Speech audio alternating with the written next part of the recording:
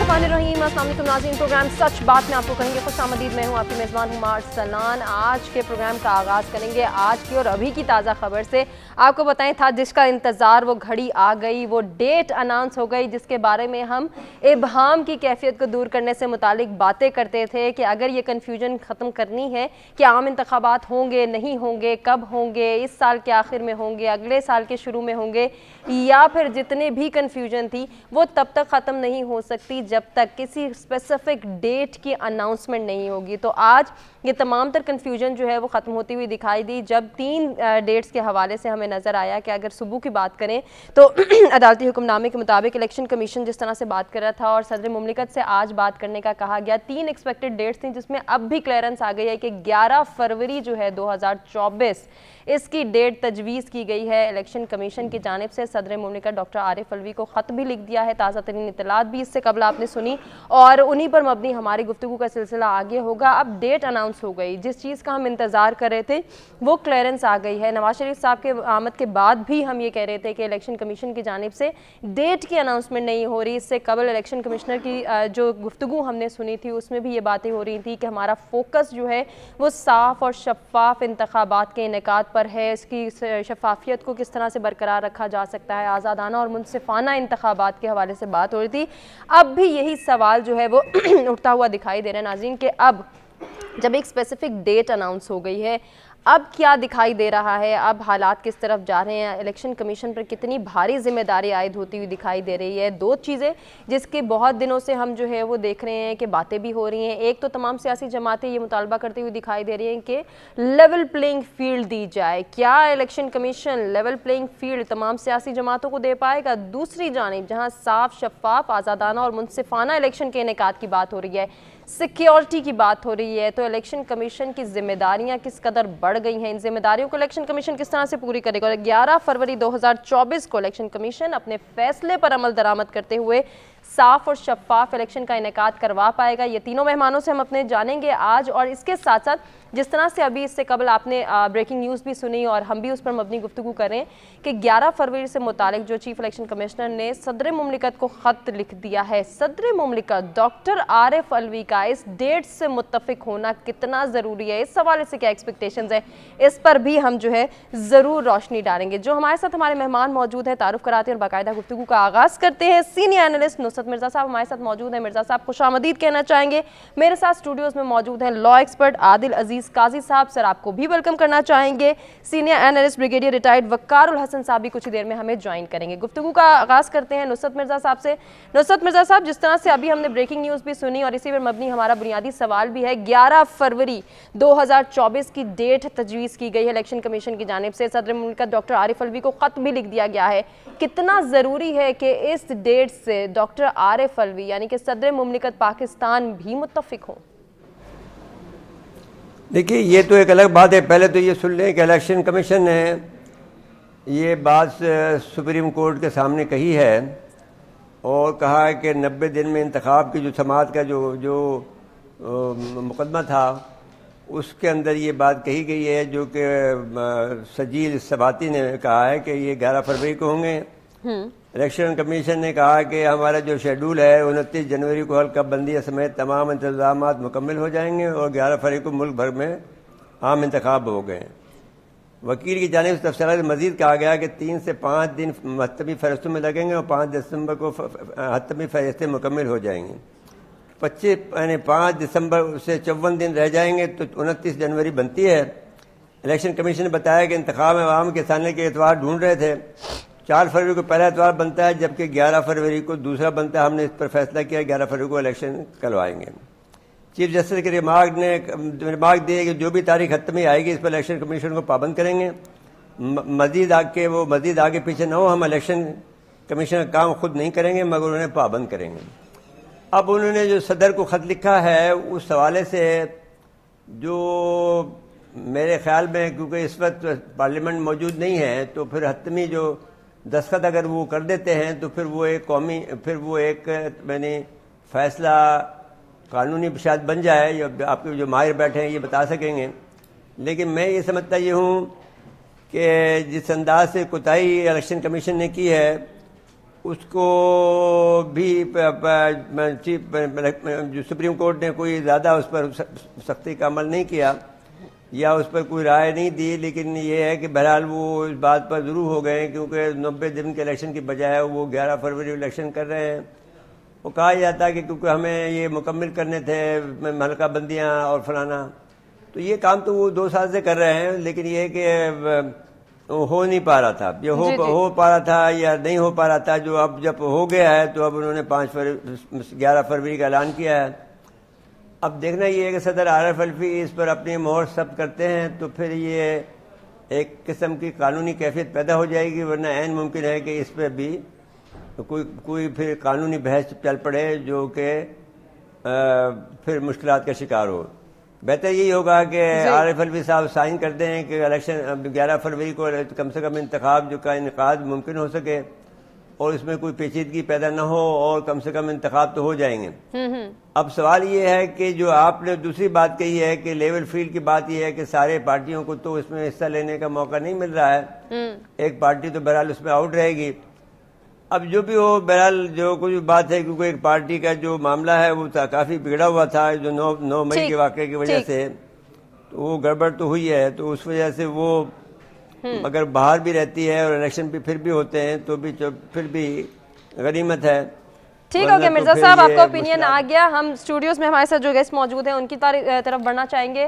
عادل صاحب، آپ کو کیا لگتا ہے اب صدر مملکت عارف الفی کا اس بات سے متفق ہونا، اس ڈیٹ سے اسپیشلی متفق ہونا کتنا ضروری ہے، اور کیا یہ معاملہ اب خوش اسلوبی سے حل ہو پائے گا؟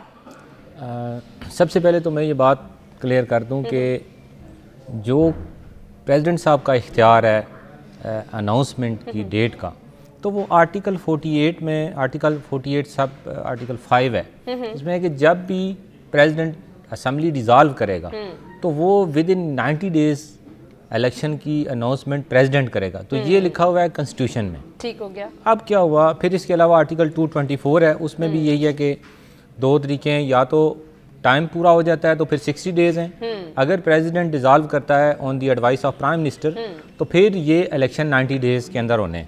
تو چونکہ کنسٹیٹیوشن جو ہے وہ ایک سپریم لا ہے پاکستان کا، تو ایز پر مائی ہمبل ویو جو فالو ہونا چاہیے تھا وہ تو یہی ہے۔ اب اس میں الیکشن ایکٹ 2017 میں 2023 میں ایک امینڈمنٹ کی گئی۔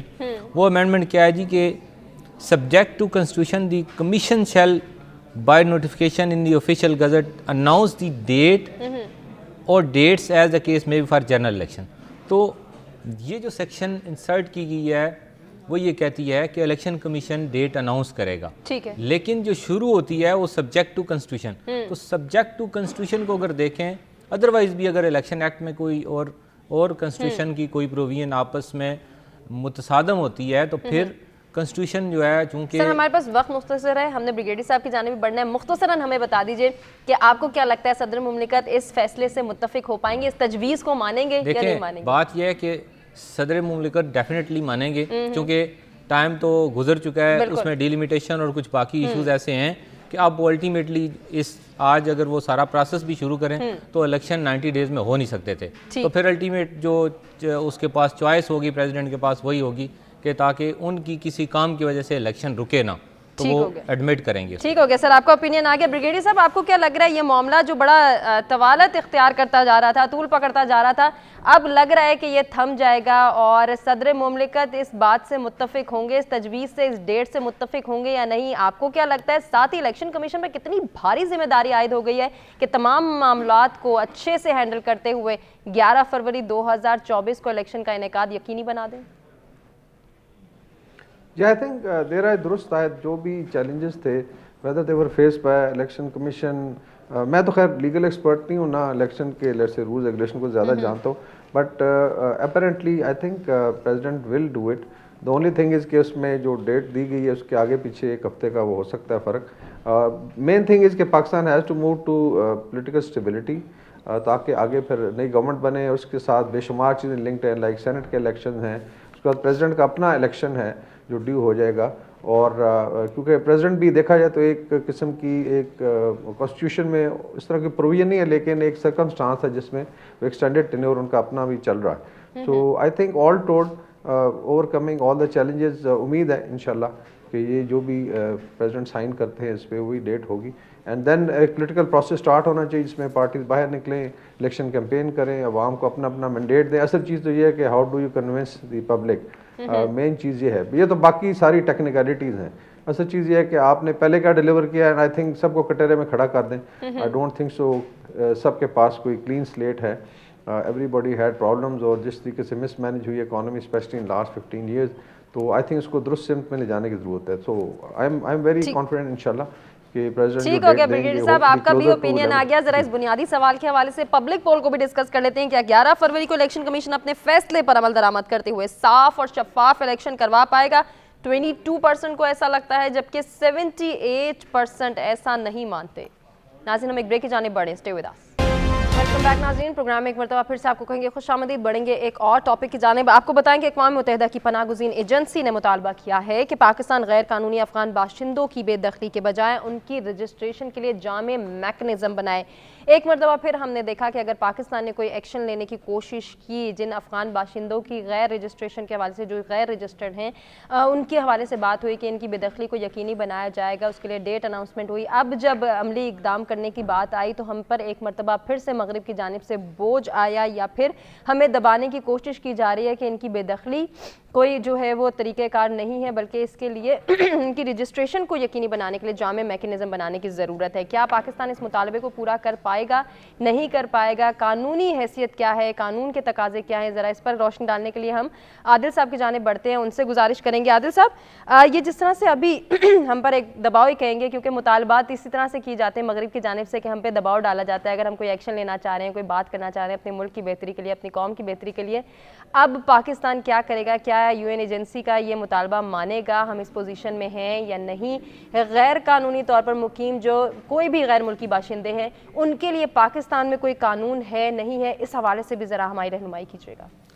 سب سے پہلے تو یہ بات ہے کہ جو قانون ہے پاکستان میں وہ بڑا کلیئر ہے کہ سٹیزن شپ ایکٹ ہے, اور کوئی بھی ایسا شخص جو without permission without visa Pakistan میں انٹر ہوتا ہے اس کے لیے 14 فارن ایکٹ کے تحت FIR ہوتی ہے اور اس کی سزا موجود ہے. ٹھیک. اور اس کے بعد وہ واپس ڈپورٹ ہوتا ہے. قانون یہ ہے سمپلی.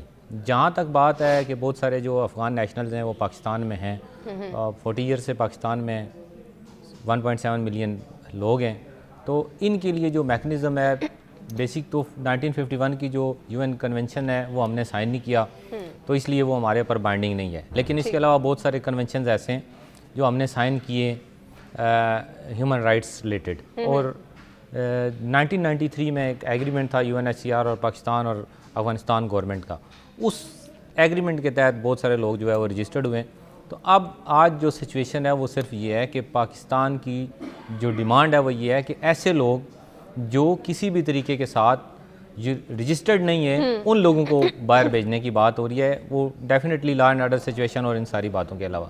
تو جو کوشچن ہے کہ کیا پاکستان یہ جو پریشر ہے وہ برداشت کرے گا, تو بطور مسلمان اگر دیکھیں تو ہجرت مدینہ جو ہے وہ ایک پریسیڈنٹ ہے, ہمارے بھائی ہیں, ہمیں انہیں اکوموڈیٹ کرنا چاہیے ان کے پریشر کے علاوہ بھی, لیکن اپنے ملک کے حالات کے مطابق فیصلہ لینا چاہیے. پاکستان میں اس وقت کوئی قانون ایسا نہیں ہے, نہ ہی ہم کسی قانون کے پابند ہیں کہ ہم کسی بھی شخص کو اکوموڈیٹ کریں.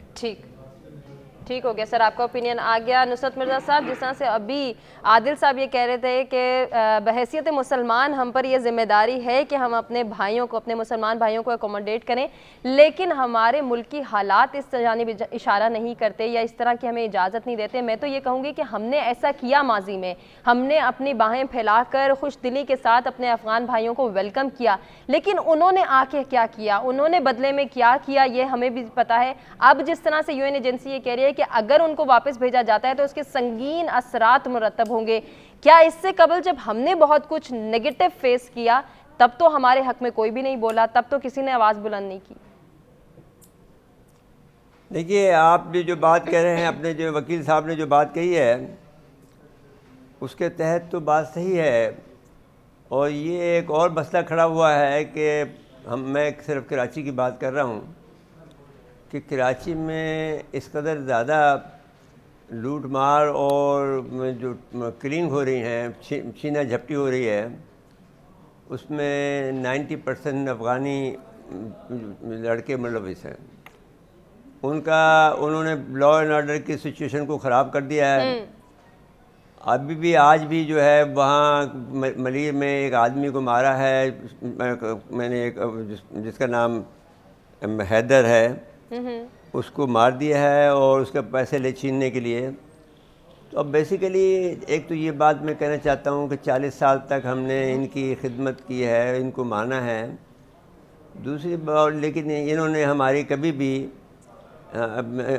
کبھی بھی یعنی جو پاکستان کے ساتھ میں محبت اخلاص ہو سکتا ہے وہ نہیں مانا. صحیح. ابھی بھی ہمارا جو یہاں پر سراب گوڈ کے پاس آصف اسکوائر ہے, آصف کالونی ہے, وہاں پر رات کے وقت کیا دن کے وقت بھی عام آدمی نہیں جا سکتا الا اس کے کہ وہ اس کا کوئی جاننے والا اس کو اسکارٹ نہ کرے. تو جو ایسے پوائنٹ بنا رکھے ہیں کہ جہاں پر سے پاکستان کی حد ہی نہیں ہوتی ہے, اگر پولیس جاتی ہے تو فائرنگ آتی ہے. جی.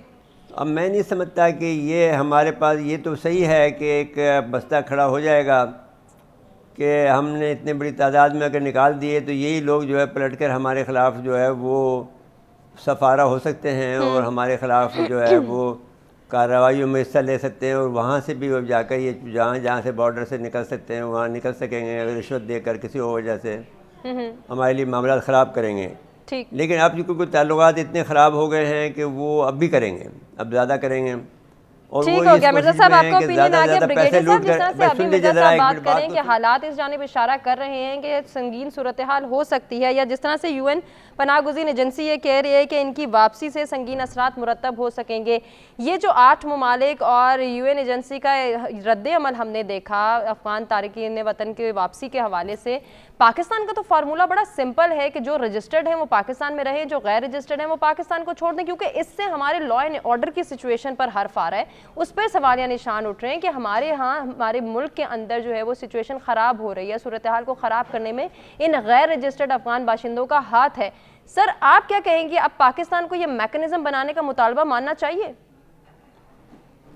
آئی تھنک اس پہ تھوڑا الیبوریٹ میں کروں گا, انکلوڈنگ دا بیک گراؤنڈ, بڑا ضروری ہے. آئی تھنک کچھ پوائنٹس آلریڈی آ گئے ہیں. ایک تو یہ ہے کہ even Islamic point of view سے دیکھیں تو جو ہجرت ہے مکہ سے مدینہ کی طرف, that was from in area یا ایک سٹی تھا جو کفار کے پاس تھا, اور ہجرت آپ نے کی ایک پناہ گاہ بنائی جہاں مسلمز تھے, یعنی ایک اسٹیٹ بنی.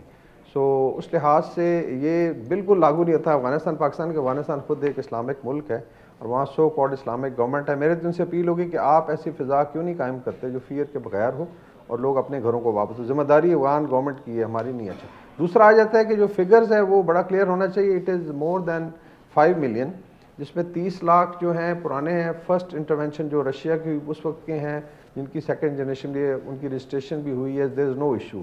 یہ 17.5 لاکھ ان رجسٹرڈ یا انلیگل امیگرینٹس ہیں جو بیسیکلی آئے ہیں جب امریکن انٹرونشن ہوئی, اور اس کے بعد پھر جب امریکن ایگزٹ ہوا تو یہ لوگ پرابلی ان کے ساتھ کام بھی کرتے تھے, گورنمنٹ میں تھے, بزنس تھے, وٹ ایور, اور شاید وہاں پہ ان کو فیل ہوا کہ سیفٹی نہیں ہے. سو یہ بیسیکلی وہ لوگ ہیں, اور ساتھ اور بھی لوگ آ گئے. سو اس میں ایک تو بائفرکیشن کی ضرورت ہے. وی آر ناٹ, اور اگر ٹوٹل تعداد دیکھیں 50 لاکھ, تو یورپ کے کافی سارے ممالک ہیں جن کی شاید آبادی 50 لاکھ نہیں ہے, تو آپ نے پورا ایک ٹیکنیکل ایک ملک سنبھالا ہوا. تو دیر از نو ایشو ود 30 لاکھ. تو یہ بڑا کلیئر ہونا چاہیے. دوسرا, افغانستان میں 2 بڑی انٹرونشن ہم بھول جاتے ہیں. 2 سپر پاورز ڈفرنٹ ٹائم پہ آئے. پہلے رشینز آئے 8 سال بیٹھے رہے, پھر امریکنز آئے 20 سال بیٹھے رہے. ابھی نہ ہم نے ان کو انوائٹ کیا, نہ ہم نے لیٹس سے ان کو ویلکم کیا, وہ اپنے انٹرسٹ کی خاطر آئے. اور اس کا مطلب انٹرنیشنل کمیونٹی نے خود جو ہے ڈی اسٹیبلائز کر کے رکھا ہوا ہے, اور پاکستان اسٹریٹجک ڈیتھ بنا ہوا ہے. افغانستان کے بجائے ہم ان کو بناتے کہ ان کے لیے ایک فال بیک. تو یہ ایک پرسپیکٹیو ہے جو پتہ ہونا چاہیے. ابھی آ جاتے ہیں کہ ایشوز کیا ہیں. یہ جب نکلے ہیں تو اس میں 6 سے 7 لاکھ لوگوں کو پرومس کیا گیا تھا نارتھ امریکہ اور یورپ میں کہ جی ہم آپ کو لیں گے, بیکاز وہی بیسیکلی ویدر سول سروس یا فوج میں تھے یا ان کے نیٹو کے لیے کام کرتے تھے. تو وعدہ انہوں نے کیا تھا کہ 3 مہینے آپ ادھر اسٹے کریں, اسلام آباد پشاور, ویزا لگے گا اور آپ جائیں گے. تو کم از کم یہ 7 لاکھ کا تو لوڈ لینا. ابھی آئی تھنک کچھ تھاؤزنڈس کی ریپیٹریشن ہوئی ہے یورپ اور نارتھ امریکہ میں جو بالکل ان کے بہت زیادہ کلوز تھے. ان کو ابنڈن کر کے اسی انٹرنیشنل کمیونٹی نے, اسی آئی وڈ سے یو این کی ایجنسیوں نے پھینک دیا, ہمارے ذمہ لگا دی. صحیح. Now if you look at the budget, یہ 17.5 لاکھ کا جو خرچہ ہے جو بڑا ضروری ہے, لوسٹ اگر ریٹس آپ لگائیں, لائک یورپ میں ایک ریٹ ہے $20,000 پر ایئر ایک بندے پہ جرمنی کاؤنٹ کرتے ہیں امیگرینٹ آتا ہے. ٹرکی جو کہتا ہے $4,000. ہم 2,000 بھی اگر لگائیں جو منیمم ہے, $5 بلین پاکستان بوجھ برداشت کر رہا ہے انلیگل امیگرینٹس کا. ٹھیک ہو گیا سر, آپ کا اوپینین آ گیا. ذرا اس سوال کے حوالے سے ہم پبلک پول کو بھی ڈسکس کر لیتے ہیں. کیا پاکستان کو عالمی رد عمل قبول کرتے ہوئے تارکین وطن کو مزید پناہ دینی چاہیے؟ صرف 33% کو ایسا لگتا ہے کہ پاکستان کو یہ پریشر اپنے اوپر لینا چاہیے, جبکہ 67% ایسا نہیں مانتے. ایک بریک کی جانب بڑھیں, stay with us. Welcome back ناظرین, پروگرام میں ایک مرتبہ پھر سے آپ کو کہیں گے خوش آمدید. بڑھیں گے ایک اور ٹاپک کی جانب اور ڈسکس کریں گے اسرائیل فلسطین کشیدگی کے حوالے سے. گاہے بگاہے ہم آپ کو آگاہ بھی کرتے ہیں, اس پر اوپینین بھی جانتے ہیں اپنے مہمانوں کا, اور جو اوور آل سچویشن ڈیولپ ہو رہی ہے اس سچویشن کو بہتر بنانے کے لیے کیا اقدامات اٹھائے جا سکتے ہیں, کیا سجیشن ہے, ان پر بیس بھی ہم گفتگو کے سلسلے کو آگے بڑھاتے ہوئے آج کے حوالے سے اگر بات کریں تو آج جو امینڈمنٹ سامنے آئی ہے, آج جو ڈیولپمنٹ سامنے آئی ہے, اس میں جس طرح سے اوور آل سچویشن ایسی تھی کہ حماس ہی قصوروار اس کو ٹھہرایا جا رہا تھا اور صورتحال کا ذمہ دار بھی ٹھہرایا جا رہا تھا کئی میڈیا کی جانب سے, لیکن اب جو سچویشن ڈیولپ ہوتی ہوئی دکھائی دے رہی ہے, فلسطینی مزاحمتی تحریک حماس کے پولیٹیکل آفیسر کے سربراہ جو ہیں, انہوں نے ہی پولیٹیکل آفس کے جو سربراہ ہیں ان کا بیان سامنے آیا اور انہوں نے ہی ایک سجیشن پیش کیا ہے کہ آزاد فلسطینی ریاست جس کا دارالحکومت القدس ہو اور اس پر مذاکرات کے لیے ہم تیار ہیں. فلسطینیوں کی آزادی تک خطے میں امن و استحکام قائم نہیں ہو سکتا ہے. یہ بیان یقیناً بہت امپورٹنٹ ہے. اب یہ پہل کی گئی ہے حماس کی جانب سے کہ وہ مذاکرات کی میز پر آنے کے لیے تیار ہیں. کیا اسرائیل اس مطالبے کو مانے گا, نہیں مانے گا, مذاکرات کی میز پر آنے کے لیے تیار ہو پائے گا, نہیں ہو پائے گا؟ کیونکہ اس سے قبل عادل صاحب ہم نے یہ دیکھا کہ اسرائیل کی جانب سے فوری جنگ بندی کے مطالبے کو بھی رد کیا گیا اور انہوں نے کہا کہ ہم سیز فائر کے لیے راضی نہیں ہو سکتے. خطے میں کشیدگی پھیلنے کے جو خدشات ہیں وہ بھی اس بات سے بڑھنے لگے تھے.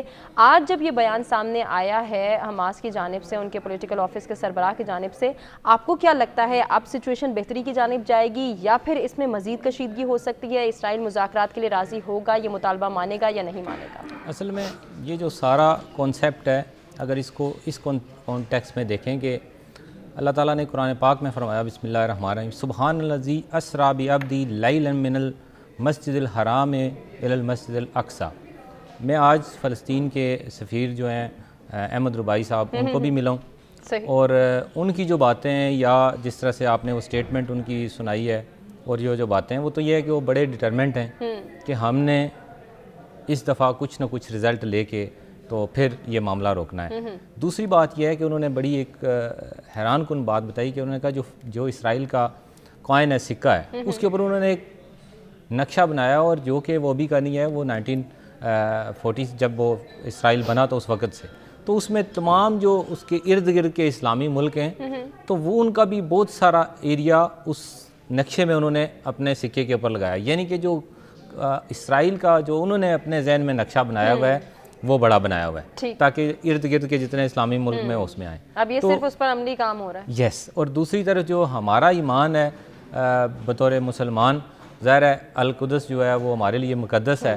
اور ایک اور بات جو پاکستان کے حوالے سے آج انہوں نے مجھے بتائی وہ یہ کہ مسجد اقصیٰ کے جو 6 گیٹ ہیں, اور 6 میں سے ایک جو ہے وہ جو امام اعظم صاحب اس وقت تھے انہوں نے پاکستان کے نام پہ کیا ہے, اور اس کی جو چابی تھی پاکستان کی ایک فیملی ہے وہ ادھر ہی رہتی ہے, وہ ان کو دی گئی ہے. اور یہ جو علامہ اقبال اور قائد اعظم ادھر انہوں نے وزٹ کیا, اور علامہ اقبال ادھر 60 ڈیز ادھر رہے, اور اس وقت امام اعظم نے یہ فیصلہ کیا کہ جو ایک مختلف ان کے نام رکھے ہوئے تمام گیٹس کے, اور ایک جو دروازہ ہے وہ پاکستان کے نام پہ ہے اور اس کی چابی ایک پاکستانی.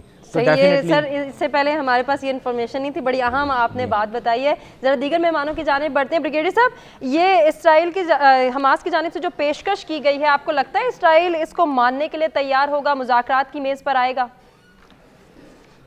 جی آئی تھنک دونوں طرف سے میکسیمم پوزیشن ہے, اور اگر حماس کا آبجیکٹیو دیکھیں پولیٹیکل, اس کا مقصد ہی یہ تھا وار سٹارٹ کرنے کا, to bring international community into, اس کا حل نکالا جائے. اور میرے خیال میں کسی حد تک دے ہیو بین سکسیزفل کہ international community had to jump, ورنہ تو نارملائزیشن کی بات ہو رہی تھی, کوریڈورز بن رہے تھے اور فلسطینیوں کو سائڈ لائن کیا جا رہا. ملٹری سچویشن آج کی تھوڑا میں ہائی لائٹ کر دوں اس وقت جو ہے, اس میں کل جو ہے حزب اللہ کے Hassan Nasrallah is likely to announce Friday prayers کے بعد کوئی بڑا اعلان کر رہے ہیں. اور لیبنان میں ہمارے بھی رپورٹرز گئے ہوئے ہیں ہمارے چینل کے, انہوں نے رپورٹ کیا کہ وہاں پہ یہ بز ہے کہ موسٹ پرابلی وہ اوپن وار کا اعلان کریں گے اگینسٹ اسرائیل تو ناردرن فرنٹ ان کا فارملی کھل جائے گا. ود ان غزہ جو ہے اتنی سخت لڑائی ہے اور اس میں اسرائیل کو کوئی بریک تھرو نہیں ملا, بہت زیادہ لاسز ہیں. اس کے علاوہ جو ہے اس میں ساؤتھ میں جو انصار اللہ ہے فرام یمن, انہوں نے آئی تھنک میزائل فائر کرنا شروع کیے ہیں.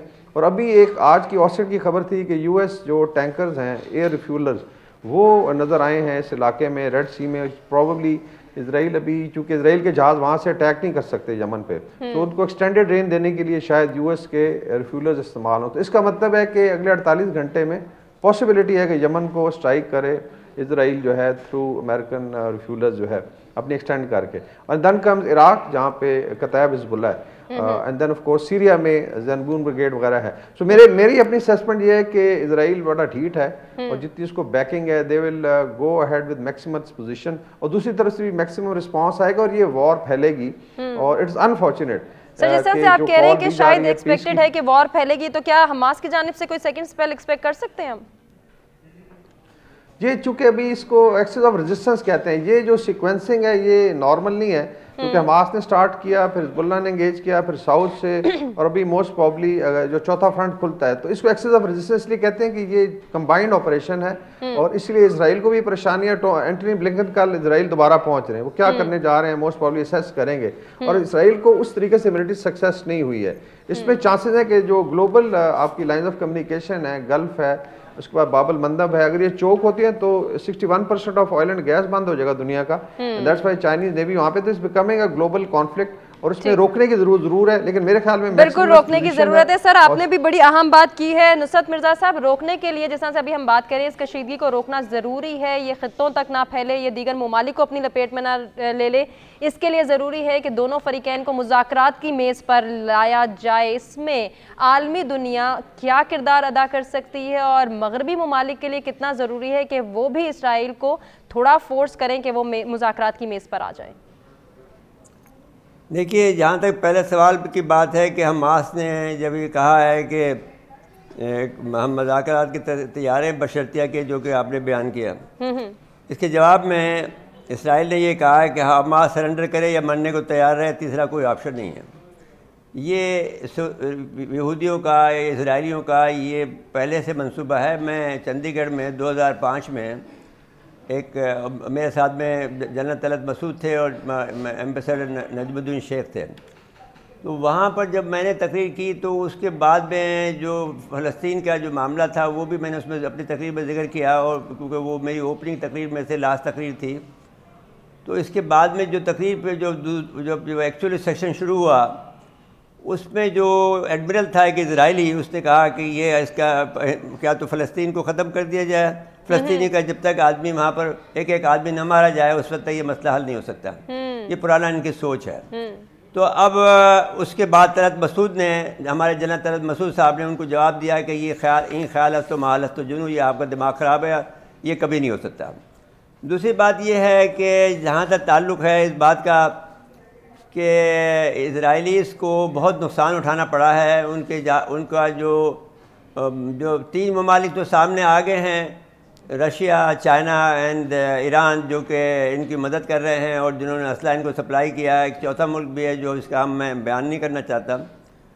تو اب ظاہر ہے کہ ایک جب ان کے ٹینکوں کو گرایا ہے انہوں نے, ٹینکوں کو جب اس طرح توڑا ہے, وہ ٹوٹ نہیں سکتے تھے. وہ بہت مضبوط ٹینک ہے, بہت مہنگے ٹینک ہے دنیا بھر کے.